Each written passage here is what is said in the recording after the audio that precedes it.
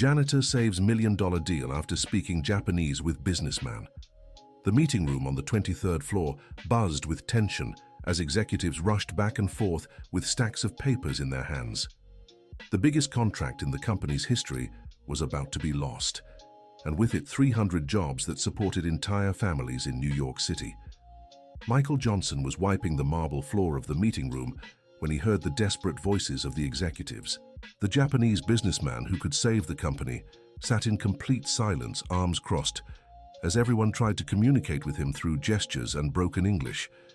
The interpreter, who should have arrived 2 hours ago, never showed up, and no one in the company spoke Japanese. "Mr. Nakamura, please. You must understand this contract is very important to us," pleaded Dr. Jennifer Williams, the company's president, gesturing with her hands as she spoke in English. The gray-haired man only shook his head, clearly frustrated. His sharp, watchful eyes scanned the room as if searching for an escape from the chaos. Michael kept cleaning quietly, as he always did. In 15 years working at that company, he had witnessed hundreds of important meetings, but he had never seen such despair on people's faces. He knew every employee by name, their family struggles, their children in school, their daily dreams and hardships. "We can't wait any longer," said Robert Thompson, the vice president, slamming his hand on the mahogany table. "We'll have to cancel everything and find another company." "Robert, you know very well there is no other company," replied Dr. Jennifer, her voice trembling. "If we lose this contract, we'll have to lay off half the staff by the end of the month." Michael stopped cleaning for a moment. He thought of Emily, his 17-year-old daughter, who attended a private school thanks to the extra money he saved from working double shifts. He thought of Mrs. Wilson from accounting, who was about to retire. He thought of David from the stockroom, who had 3 young children. The Japanese businessman stood up from his chair and walked to the window, clearly impatient. He said a few words in Japanese that no one understood, but his tone made it clear he was losing patience. "He's saying he's leaving," murmured Michael, almost without realizing he had spoken. Everyone in the room froze. The executives, the secretary organizing the papers, even the Japanese businessman, turned to look at the voice that had come out of nowhere. "Excuse me, Michael," said Dr. Jennifer, confused. "Did you say something?" Michael's hands trembled. He gripped the broom handle tighter, feeling cold sweat trickle down his forehead. For 15 years he had kept that secret like a treasure buried deep in his heart. For 15 years he had pretended to be just a simple janitor who cleaned the halls and understood nothing of what happened in those important rooms. I said he's saying he's leaving," Michael repeated, his voice even quieter. Mr. Nakamura took a few steps toward Michael, his eyes wide. He spoke a few quick sentences in Japanese, as if testing whether he had heard correctly. Michael took a deep breath. He knew there was no turning back now. "He's asking how I understand Japanese," Michael translated, his heart pounding so loudly he was sure everyone could hear it. The silence that followed was so deep they could hear the traffic noise 23 floors below. Dr. Jennifer dropped the papers she was holding. Robert stood with his mouth open. The secretary stopped typing on her phone. "Michael," said Dr. Jennifer, approaching slowly as if he might disappear at any moment. "Do you speak Japanese?" Michael began but couldn't finish the sentence. The memories came flooding back all at once. Aiko's smiling face when she taught him his first word in Japanese, the nights she patiently corrected his pronunciation, the Sundays they spent watching Japanese films together in their tiny apartment in Chinatown. Mr. Nakamura stepped even closer and asked a direct question in Japanese. "He's asking where I learned it," Michael translated, his voice choked. "Michael, for heaven's sake," Dr. Jennifer pleaded. "If you understand what he's saying, please help us. 300 families depend on this contract." Michael looked at each person in the room. He saw the desperation in Dr. Jennifer's eyes, the same woman who had given him a job 15 years ago when he needed it most. He saw the anxiety in Robert, who, though sometimes arrogant, also had a family to support. He saw hope flickering on the secretary's face. "I can try to help," Michael finally said. "Dear listener, if you're enjoying the story, don't forget to like and especially subscribe to the channel. It helps us a lot as we're just starting out. Now, back to the story." Mr. Nakamura said something longer in Japanese, gesturing with his hands. Michael listened carefully and then turned to the executives. He says he's very frustrated because he came from very far away specifically for this meeting, but he can't understand the contract details when we only speak in English. He needs to be sure of every point before signing anything. Ask him if we can start over, Dr. Jennifer requested, a hint of hope in her voice. Michael translated the question. Mr. Nakamura replied and then asked Michael a direct question. He wants to know how long I've worked here, Michael said. 15 years, Dr. Jennifer answered before Michael could even speak. Michael has worked here for 15 years. He's one of our most trusted and longest-serving employees. When Michael translated that, Mr. Nakamura looked impressed. He asked another question. He's asking if I understand the company's business, Michael translated. Robert let out a sarcastic laugh. Michael's a janitor, Mr. Nakamura. He cleans the bathrooms and sweeps the halls. He doesn't know anything about business. Michael felt a stab of anger but stayed silent. Mr. Nakamura, however, seemed bothered by Robert's tone and said something that sounded like a reprimand. He said judging someone by their job is a sign of a small mind, Michael translated, keeping his voice neutral. Robert turned red but didn't respond. Dr. Jennifer picked up the contract documents and placed them on the table in front of Michael. Michael, could you explain to Mr. Nakamura that our company wants a long-term partnership? That we're not just interested in quick profits, but in building something solid?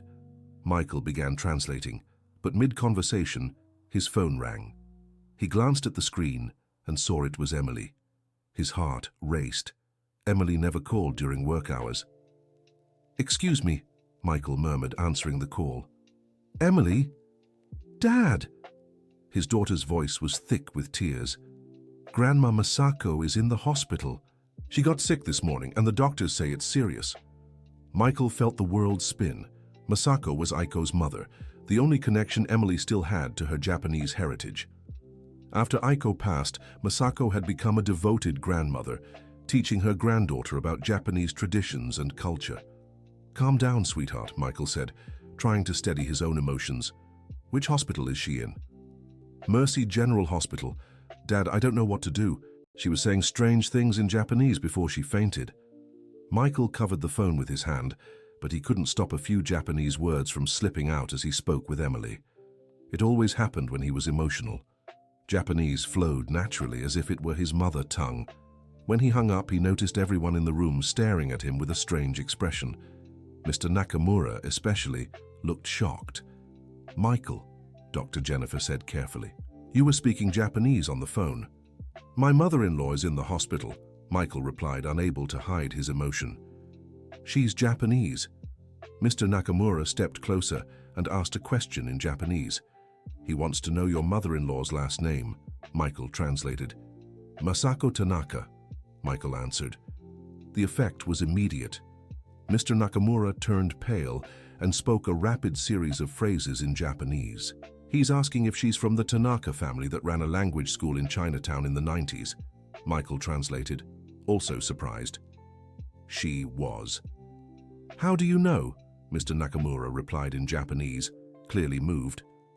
"He says he met the Tanaka family when he first came to the United States over 20 years ago. Says they helped him a lot while he was learning English. A connection was forming, and everyone in the room could feel it." "Michael," Dr. Jennifer said gently, "how did you learn Japanese?" Michael looked at each person in the room. He knew there was no avoiding the truth now. "My wife was Mrs. Masako's daughter," he said quietly. "Aiko Tanaka Johnson. She taught me Japanese during the 10 years we were together." "Where is she now?" the secretary asked curiously. Michael took a moment to answer. It was still hard to talk about even after 7 years. "She passed away," he finally said, 7 years ago. Silence filled the room again, but now it was a respectful silence. Mr. Nakamura said something in Japanese, his tone much softer. "He says he's sorry for my loss," Michael translated. Robert, who had been sarcastic earlier, now looked embarrassed. "Michael, I didn't know," he said. "I'm sorry for what I said before." Michael just nodded. Mr. Nakamura asked another question.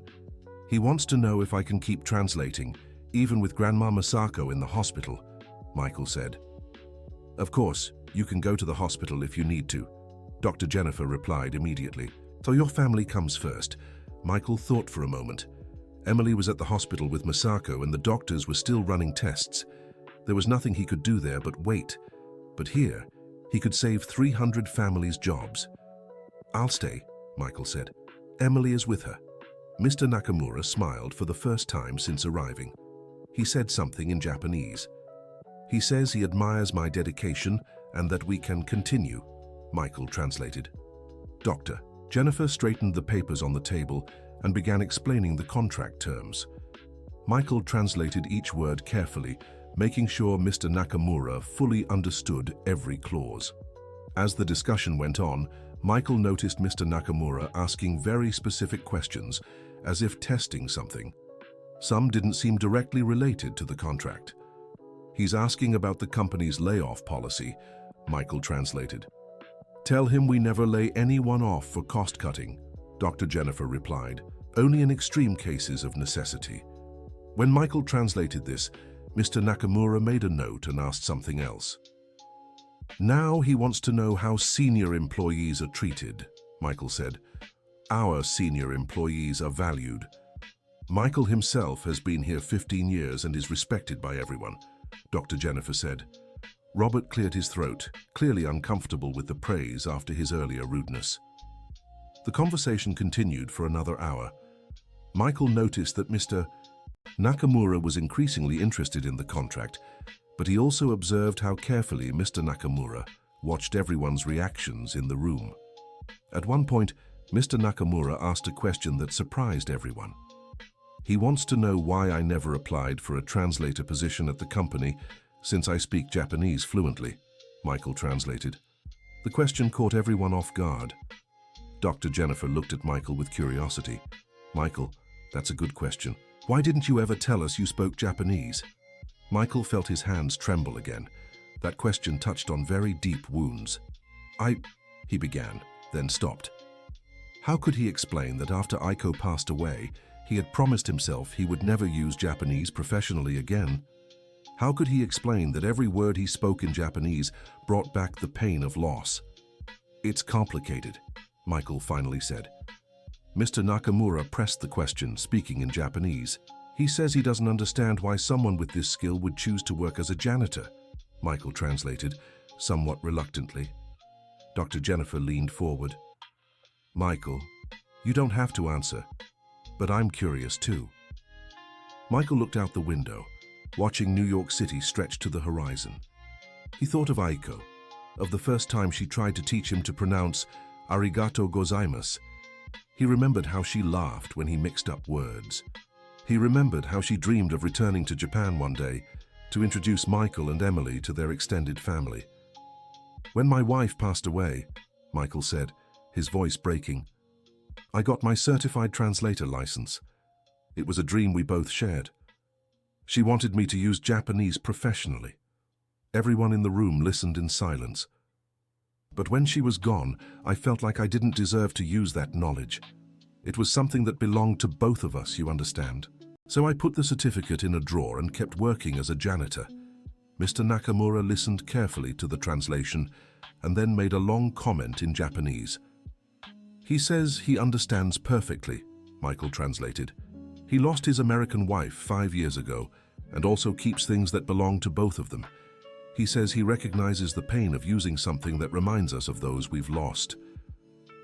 An emotional connection was forming between Michael and Mr. Nakamura. The two men looked at each other, sharing a moment of mutual understanding that transcended the language barrier. He's asking if I can show him my translator certificate, Michael said. Did you bring it? Dr. Jennifer asked.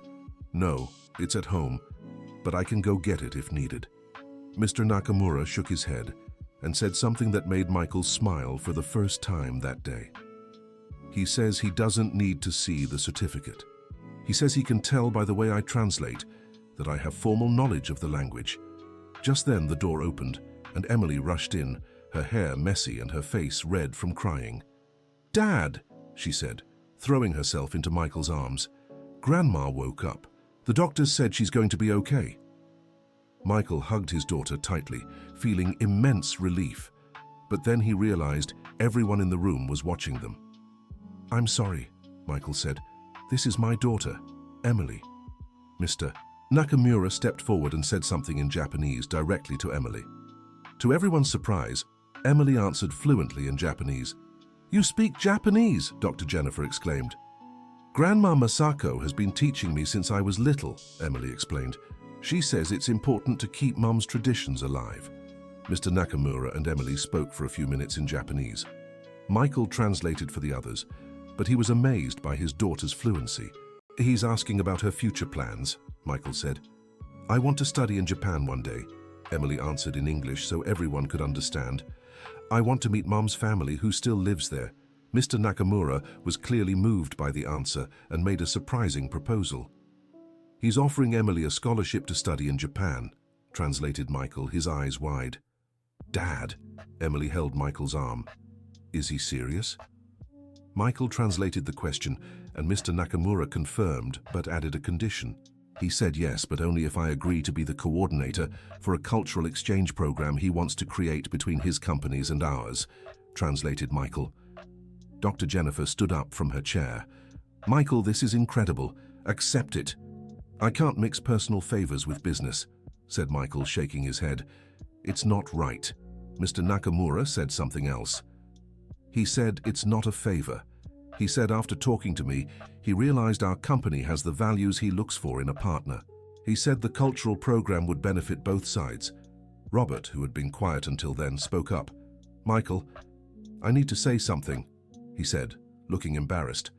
"All these years I've offered you 3 different promotions, specialized cleaning, administrative assistant, even supervisor. You turned them all down. Why?" Michael looked at Robert, surprised he remembered all those offers. I always thought I didn't deserve it," said Michael. "After Aiko passed away, I lost confidence in myself." Dr. Jennifer shook her head. "Michael, you're one of the most dedicated employees I've ever seen. You arrive on time, stay late when needed, know every detail of this company. And now we find out you speak Japanese fluently and have a translator's certificate." Mr. Nakamura said something, and Michael translated. "He said he's impressed with my integrity and would like to work with me on the cultural program." Emily held her father's hand. "Dad, accept it.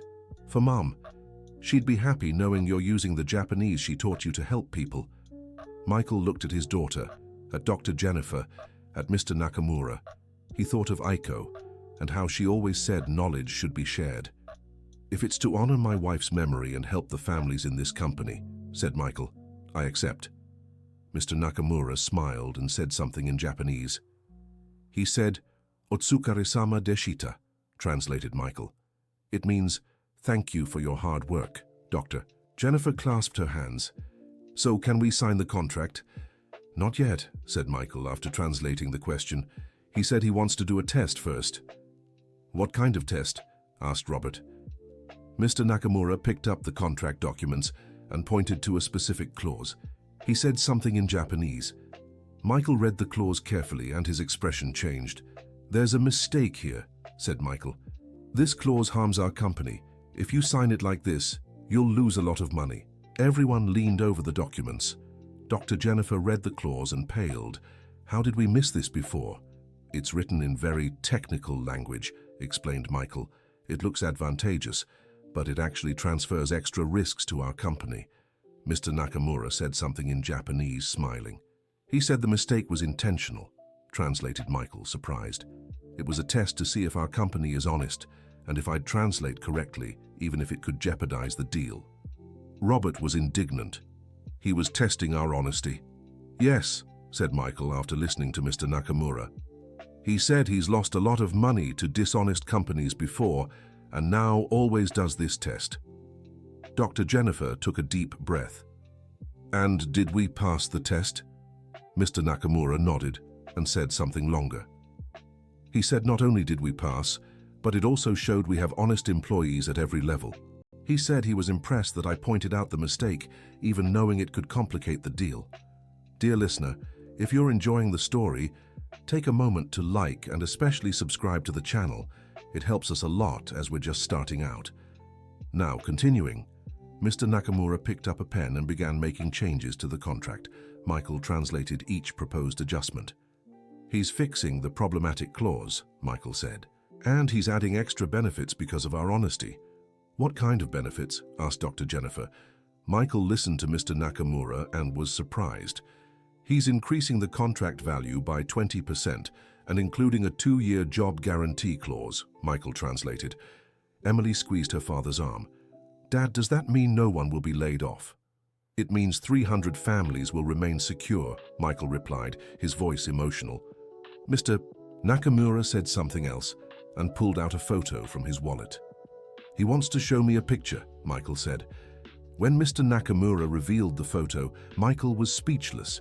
It was an old picture from a cultural event in Chinatown. In it, 2 women smiled side by side. One of them was Aiko. "Dad," Emily said, peering over his shoulder. "It's Mom." Mr. Nakamura spoke in Japanese, his voice trembling. "He said his wife Catherine knew Aiko," Michael translated, tears in his eyes. "They met at a Japanese-American cultural center 20 years ago." "That's incredible," Dr. Jennifer said. "What a coincidence." Mr. Nakamura shook his head and said something. "He said he doesn't believe in coincidences," Michael translated. "He believes the right people meet at the right time." Emily was silently crying as she looked at the photo of her mother. "Can I see it closer?" she asked. Mr. Nakamura handed her the photo and said something tender in Japanese.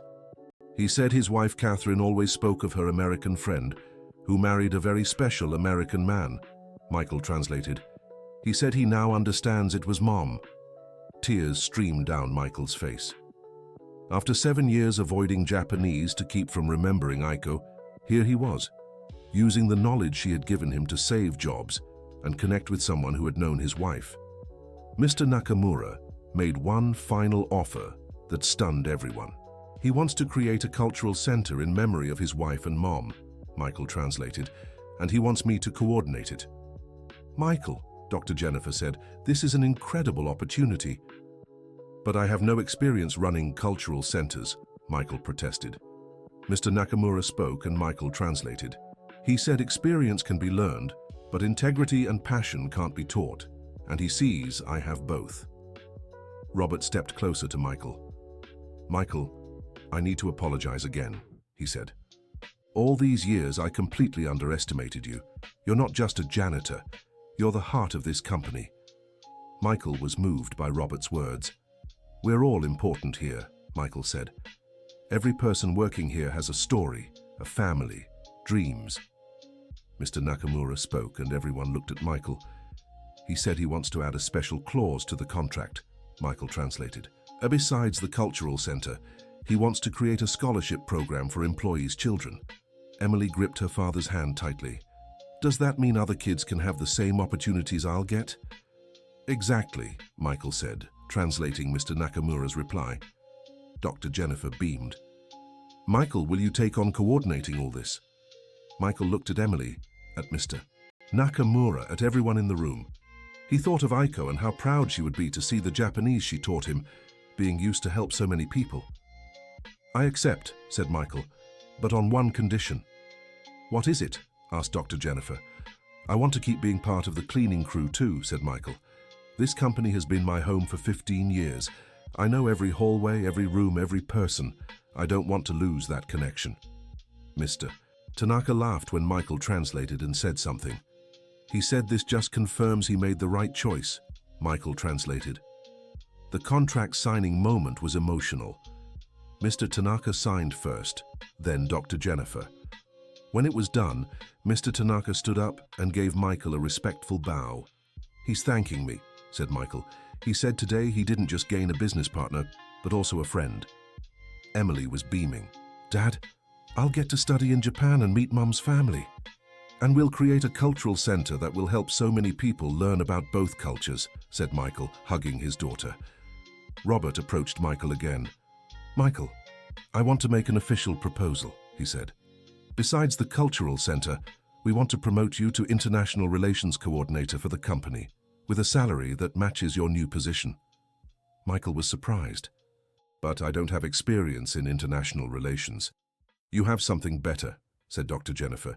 You have integrity and everyone's trust here. And now we know you speak Japanese fluently and understand business. Mr. Tanaka said something, and Michael translated. He said he'll introduce me to other Japanese business owners who work in the United States. He believes I can help many companies build cultural bridges. When the meeting ended, Mr. Tanaka took Michael's hand and said something very personal in Japanese. He said he believes our wives are happy today. Michael translated, his voice breaking. He said they brought us together so we could honor their memory by helping others. Emily hugged Michael and Mr. Tanaka at the same time. Thank you for saving my dad's job and everyone else's here, she said. I didn't save it, said Michael. Your mother did. It was her love for knowledge and culture that brought us here. Mr. Tanaka nodded in agreement and said one last thing before leaving. He said he'll come back next week so we can start planning the cultural center, Michael translated. And the first thing we'll do is create an exhibit about intercultural couples who met in the United States. After Mr. Tanaka left, Dr. Jennifer turned to Michael. Michael, in 15 years working here, you've never surprised me as much as today. Doctor, Jennifer, can I ask you something? Of course. Why did you hire me 15 years ago? I had no experience, no references. Dr. Jennifer smiled. Because when I interviewed you, I saw something in your eyes that reminded me of my own father. He was also a simple man who worked hard to support his family, and he always said it doesn't matter what your job is, it matters how you do it. Michael was moved. Your bet paid off, he said. It paid off more than that, replied Dr. Jennifer. You became the heart of this company. Robert approached the two. Michael, I wanted to apologize to you again, he said, and I want you to know I'm looking forward to working with you in your new role. Robert, we all make mistakes, said Michael. What matters is that we learn from each other. Emily, who had been quietly watching everything, came up to her father. Dad, I'm proud of you, she said. Mom would be too. She is, said Michael, looking out the window. She is. As they left the meeting room, Michael thought about how life can change in just a few hours. In the morning, he was a janitor guarding painful secrets. Now he was a coordinator who would honor his wife's memory by helping others. Dad, said Emily as they walked down the hallway, do you think Grandma Masako will be happy when she hears about all this?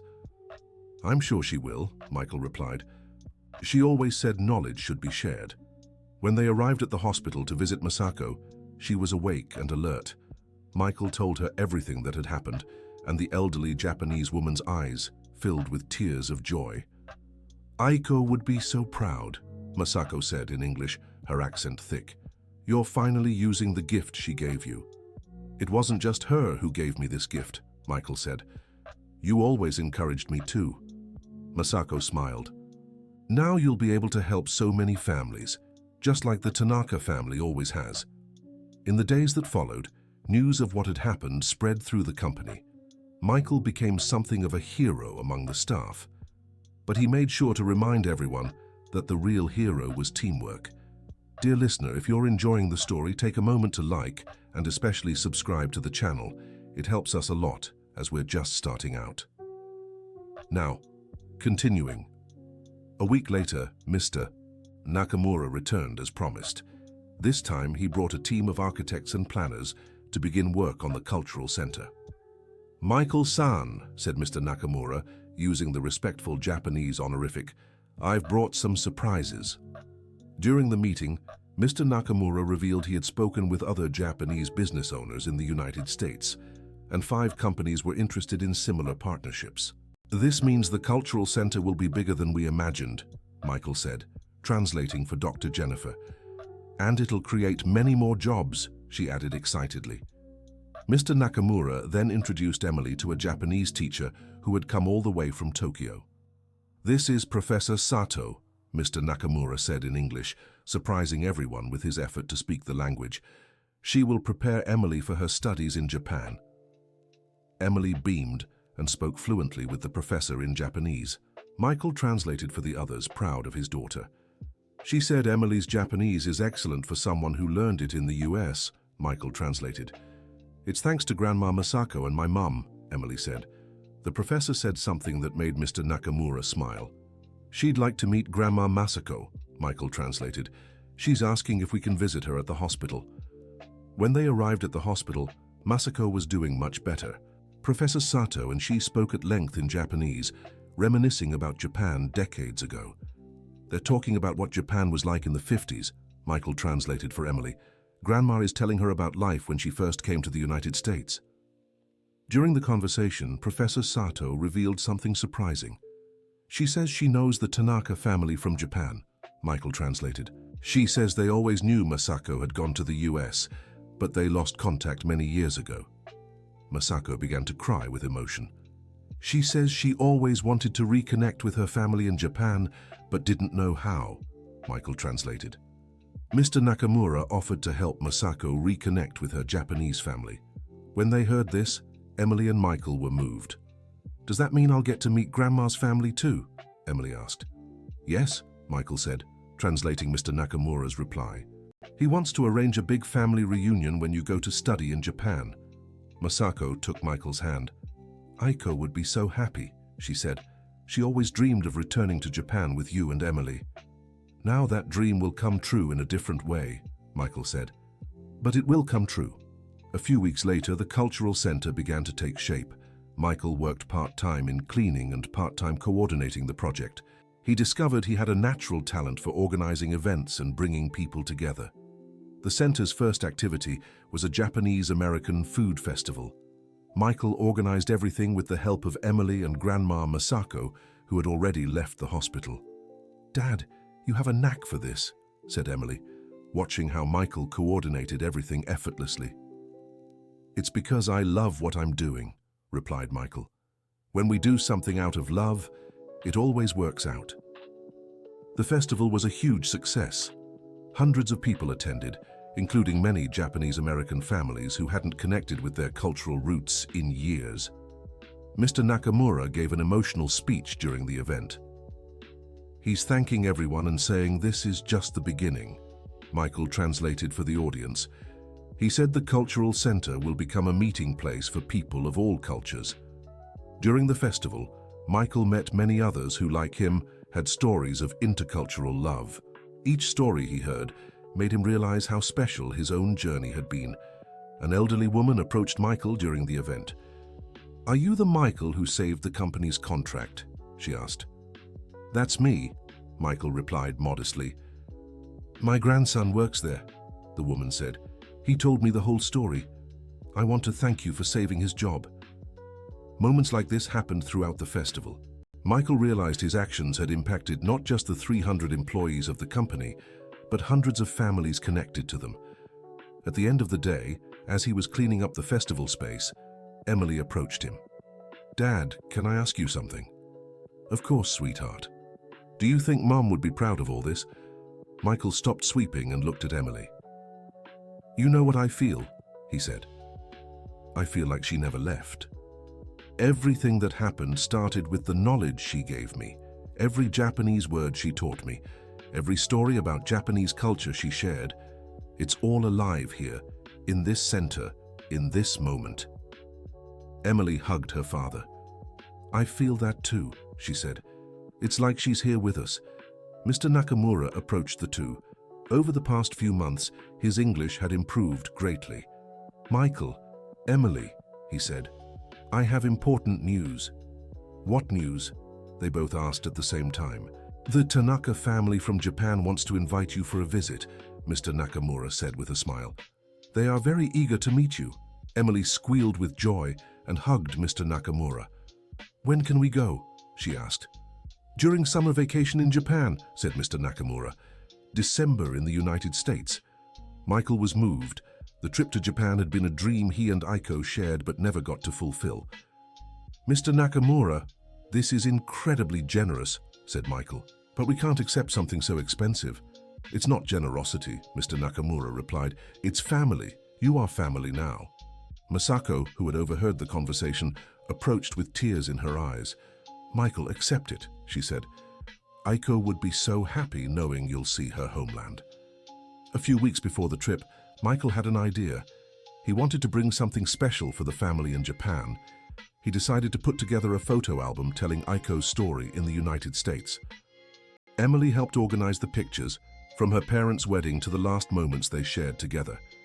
"Dad, look at this photo," Emily said, showing a picture of Aiko teaching Japanese to children at a community center. She always loved teaching. "That's true," Michael said. "She used to say teaching was the most beautiful way to keep a culture alive." While organizing the photo album, they found a letter Aiko had written to Michael shortly before passing away. Michael had never been able to read it completely because it was too painful. "Dad, do you want me to read it for you?" offered Emily. Michael hesitated, but then nodded. Emily opened the letter and began to read. "My dearest Michael, if you're reading this letter, it means I'm no longer with you. I want you to know that the years we spent together were the happiest of my life. You gave me the greatest gift a woman could receive, a family full of love. I know it will be hard for you to go on without me, but I want you to promise me one thing. Don't keep the Japanese I taught you just for yourself. One day, when you're ready, use that knowledge to help others. Language shouldn't be locked away as a sad memory. It should fly free like a bridge between cultures. Take good care of Emily and teach her that no matter where we are in the world, love always finds a way to keep living. And remember, every time you speak Japanese, I'll be there with you." When Emily finished reading, both she and Michael were crying. "Dad," said Emily, "it's like Mom knew all this would happen." "Maybe she did," Michael replied. "Maybe love has the power to see beyond time." The trip to Japan was emotional from the moment they boarded the plane. It was Michael's first time leaving the United States and Emily's first time traveling so far. During the flight, Mr. Tanaka shared stories about his family and how he had met Catherine, his late American wife. "Catherine was a lot like Aiko," Mr. Tanaka said. "She also loved teaching English to Japanese people who came to the US." When they arrived in Japan, they were greeted by a huge family at the airport. Michael was amazed to see how many relatives Aiko had, people he'd never met before. Aiko's eldest aunt, Midori, approached Michael and said something in Japanese. "She's saying you're exactly how Aiko described you in her letters," translated a cousin who spoke English. "Aiko sent letters here?" Michael asked, surprised. "Many letters," Midori said in Japanese. "She always talked about her American husband learning Japanese and the beautiful daughter you had together." During their days in Japan, Michael and Emily discovered many things about Aiko they hadn't known. They visited the house where she was born, the school she attended, and met childhood friends who still remembered her. One day, the family took Michael and Emily to visit the graves of Aiko's grandparents. "It's tradition to introduce new family members to our ancestors," Midori explained. Michael was deeply moved by the traditional ritual. Even though he wasn't Japanese, the family treated him as if he had always belonged there. "Dad," Emily whispered, "Mom would be so happy to see us here." "She is here," Michael said, "in every person who welcomed us warmly, in every story they shared about her, in every moment we spent learning her history." On their last day, the family held a special ceremony. They had prepared an altar with photos of Aiko and Catherine, the two wives who had connected the two families. Mr. Tanaka gave a heartfelt speech in Japanese and English. "Today we celebrate not just two extraordinary women, but the power of love to cross borders," he said. "Aiko and Catherine taught us that family isn't defined by blood or nationality, but by the love we share." During the ceremony, Michael was invited to speak. He stood up emotional and began in Japanese. "I want to thank all the families here today," Michael said. "Aiko always told me that Japan was beautiful, but only now do I understand that she wasn't just talking about the scenery. She was talking about the people, the culture, the affection you all have for one another, and that you extended to me and Emily." Everyone applauded, moved by Michael's fluent Japanese. "I promise you all that I will continue honoring Aiko's memory through the Cultural Center in the United States," Michael continued. "And I promise that Emily will always know where she came from and how much she is loved by two families in two different countries." When they returned to the United States, Michael and Emily were transformed. The trip had closed a cycle of pain and opened a new one of possibilities. The Cultural Center was growing quickly. In addition to regular activities, Michael had implemented an exchange program that allowed young Americans to study in Japan and young Japanese students to study in the United States. "Dad, have you noticed you've become kind of famous?" Emily teased one day. It was true. Michael had been interviewed by newspapers and magazines about the Cultural Center project. His story of perseverance had inspired many people. "It's not fame," Michael said. "It's responsibility. Every person who finds inspiration in our story is an opportunity to spread more love in the world."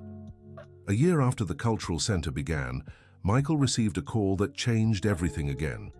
It was from the Department of Education, offering him a position to coordinate cultural exchange programs across the country. "Michael," the government official said, "your work at the Japanese American Center has caught our attention. We'd like to expand this model to other cultures as well." Michael was surprised by the offer. It would be a chance to impact many more people, Dr. Jennifer said when Michael told her about it. "But we know the decision is yours." Michael talked it over with Emily, with Grandma Masako, and even video called Mr. Nakamura for advice. "Dad," Emily said, "I think Mum would be proud if you accepted. It's a chance to use everything you've learned to help people across the whole country." "But what about the center here?" Michael asked. "The center is already well established," Masako said, "and you've trained a great team. They can carry on the work while you expand to other places." After much thought, Michael decided to accept the offer. In his farewell speech at the company where he had worked for 16 years, he was emotional. "When I started here 16 years ago, I was just a man who needed a job," Michael said.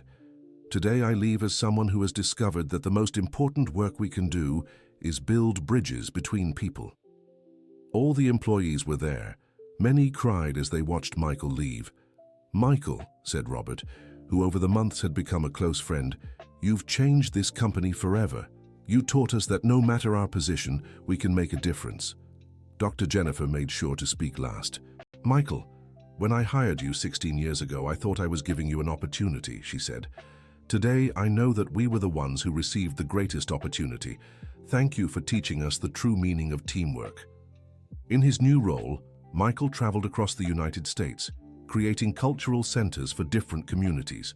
He worked with Arab immigrants in upstate New York, with German descendants in the South, and with African communities in the Northeast. Each project was a chance to apply the lessons he had learned from Aiko, from Mr. Nakamura, and from his own journey of resilience. Meanwhile, Emily had begun her studies in Japan. Her letters and calls always brought news about the Japanese family and her own cultural discoveries. In one of the letters, she wrote something that deeply moved Michael.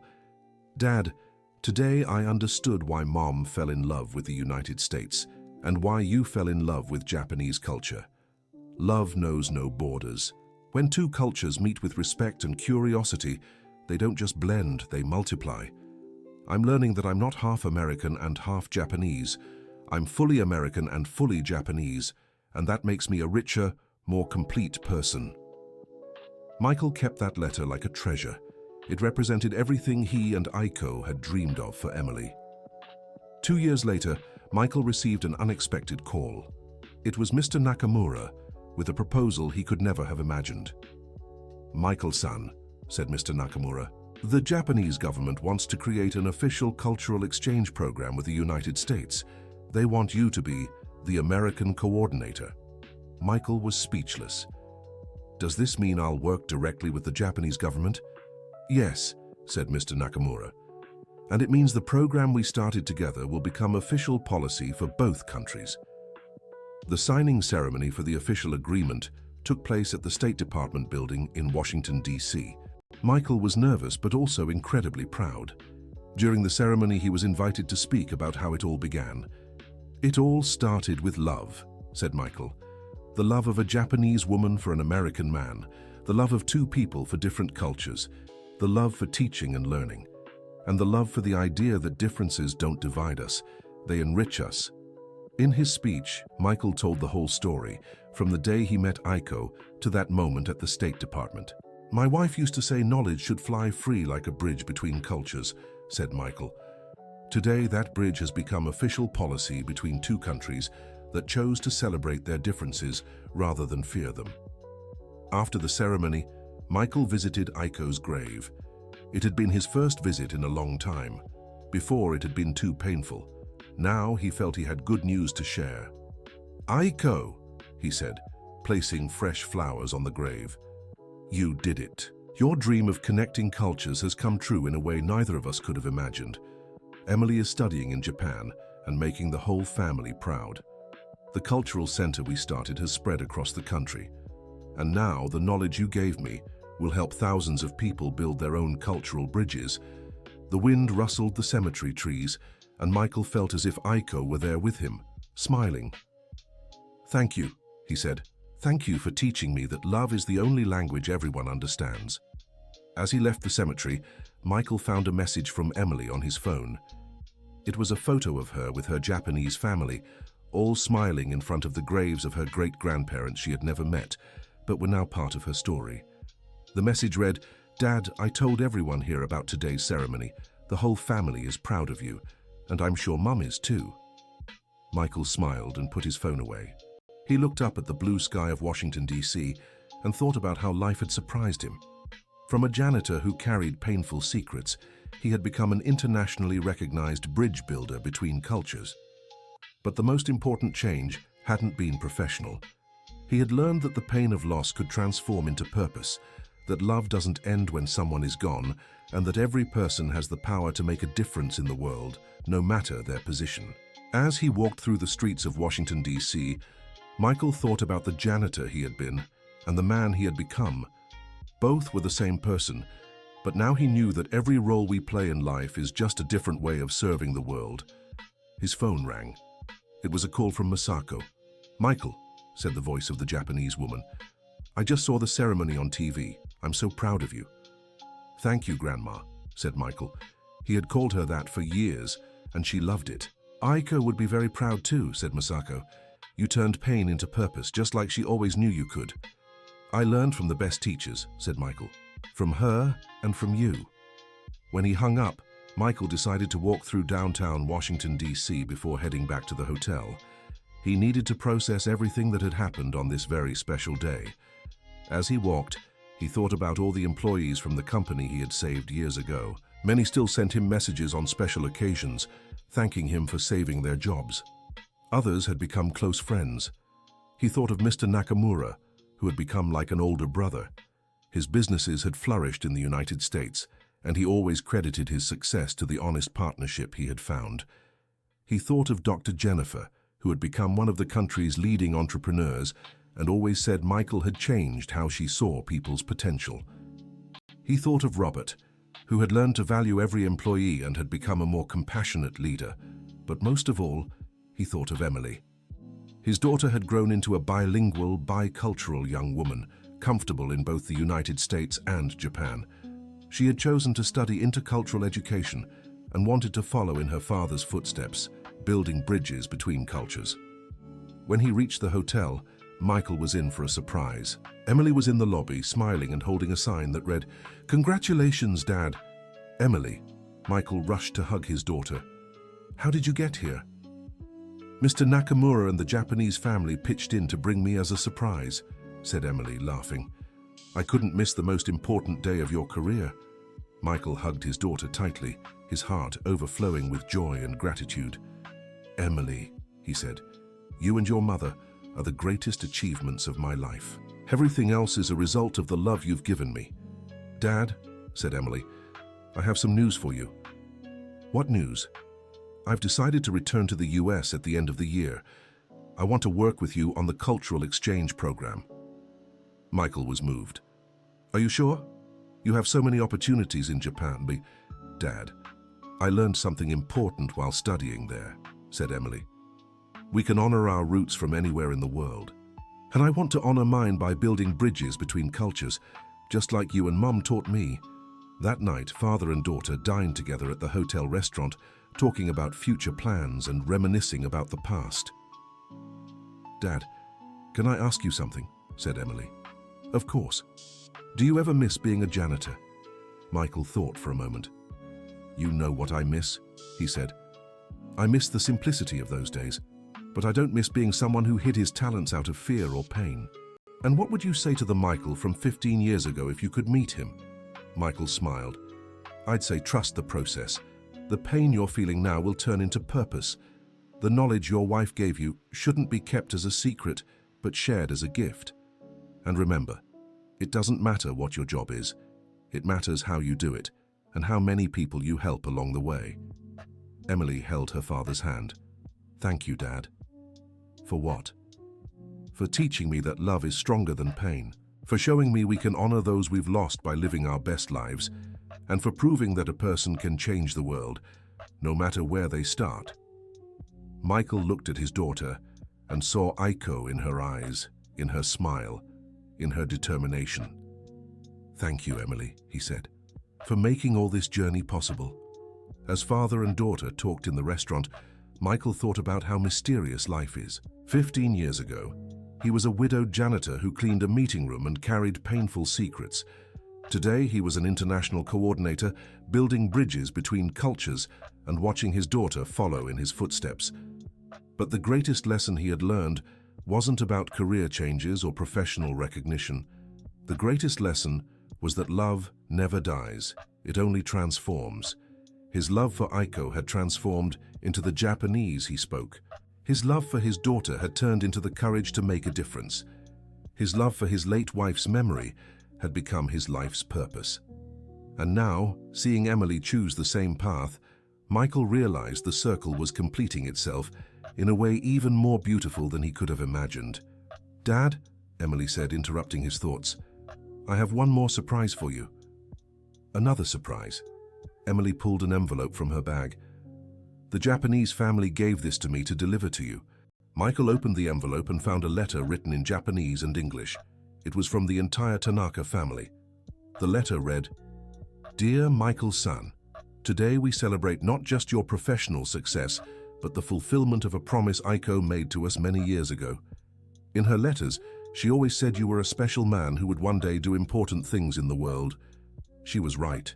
You have honored her memory in the most beautiful way possible, by turning love into action and longing into purpose. We are proud to call you family. With love, the Tanaka family.